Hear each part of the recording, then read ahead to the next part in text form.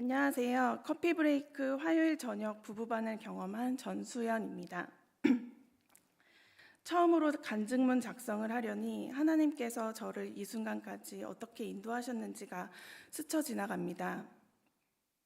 평생 신앙이 달리 없으셨던 저희 친정어머니는 돌아가시기 몇 달 전부터 갑자기 하나님을 믿는다고 하셨습니다. 저 역시 잘은 몰랐지만 어머니가 하나님께 기도를 하시니 저도 같이 기도를 했습니다. 신이 계시다면 저희 엄마를 살려주세요. 하지만 어머니는 결국 돌아가셨습니다. 전 간절히 기도를 했지만 돌아가신 어머니를 보며 하나님은 안 계시는 분이거나 기도를 들어주지 않으시는 냉정한 분이라고 생각했습니다. 그렇게 처음으로 기도한 것이 이루어지지 않아서 하나님을 다시는 믿지 않을 줄 알았습니다. 하지만 어머니가 돌아가신 다음에 대학교에 복학하고 나서 우연히 한 선배의 권유로 교회에 나가기 시작했습니다. 그곳에서 저는 청년부 예배를 드리면서 뜨겁게 찬양하면서 하늘에 계신 어머니를 느끼고 기도를 들어주지 않으신 냉정한 하나님이 아닌 저를 사랑하시는 하나님을 느낄 수 있었습니다. 사람들에게 받았던 위로보다 하나님께 더 큰 마음의 위안을 얻으면서 점점 하나님에 대해서 알고 싶은 생각이 커졌던 것 같습니다.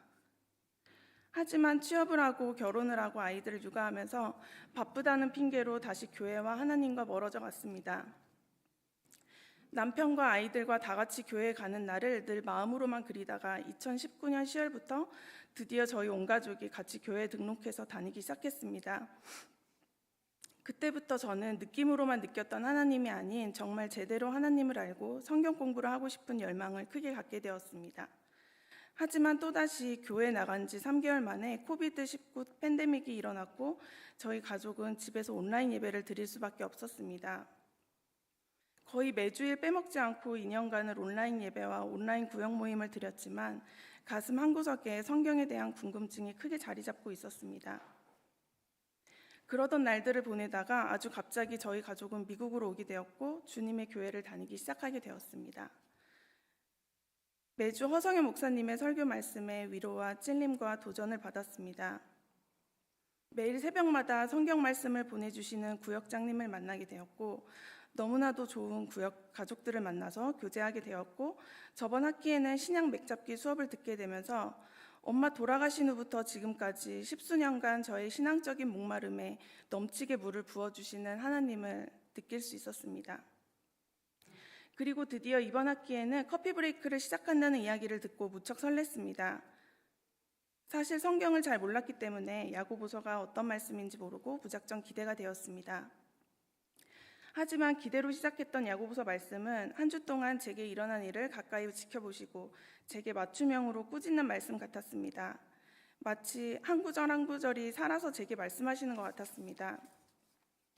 시험에 참고 그것을 통해 인내를 온전히 이루게 하시고 믿음으로 구하고 조금도 의심하지 않는 인내를 배울 수 있게 하셨고 하나님의 도를 받아들이기 전에는 내 속에 더러운 것과 넘치는 악을 버려야 함을 알려주셨고 여태까지 저의 신앙이 듣기만 하면서 나는 스스로 행하고 있다고 속이고 있었던 그래서 다른 사람들을 쉽게 정죄했던 저의 모습을 떠올리게 하셨고 그런 저는 얼마나 죄에서 자유로운지 절대 그렇지 않음을 깨닫게 하셨습니다.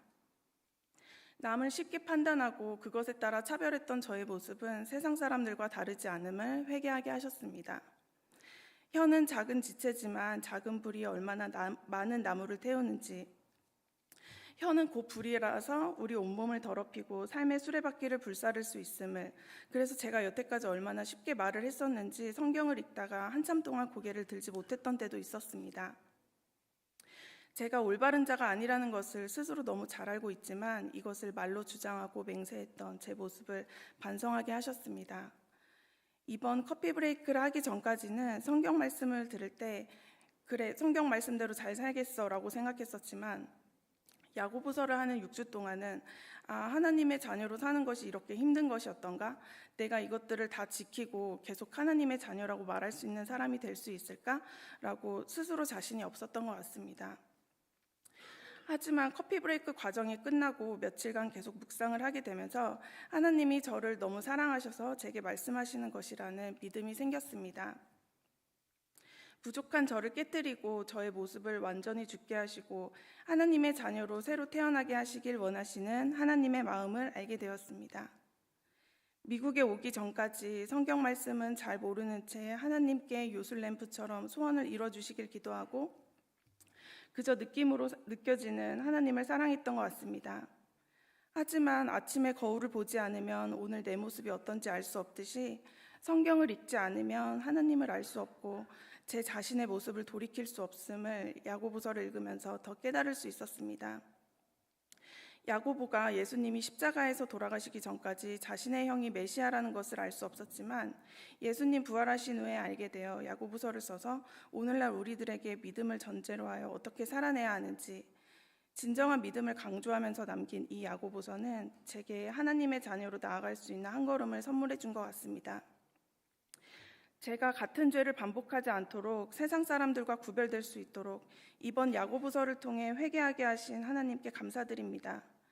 성질대로 살아오던 제 모습이 아닌 다른 사람을 긍휼로 품고 판단은 오직 하나님께 맡기는, 그래서 성질이 아닌 성령으로 살아갈 저의 모습을 저도 기대하게 되었습니다.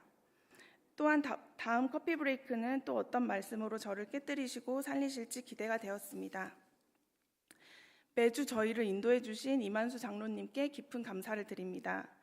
모든 의견을 다 수용해 주시고 좋은 말씀을 해주신 이만수 장로님 덕분에 더욱 커피 브레이크 시간이 기다려지고 풍요로울 수 있었던 것 같습니다. 함께 커피 브레이크를 했던 성도님들을 만난 것도 제게 큰 복이었습니다.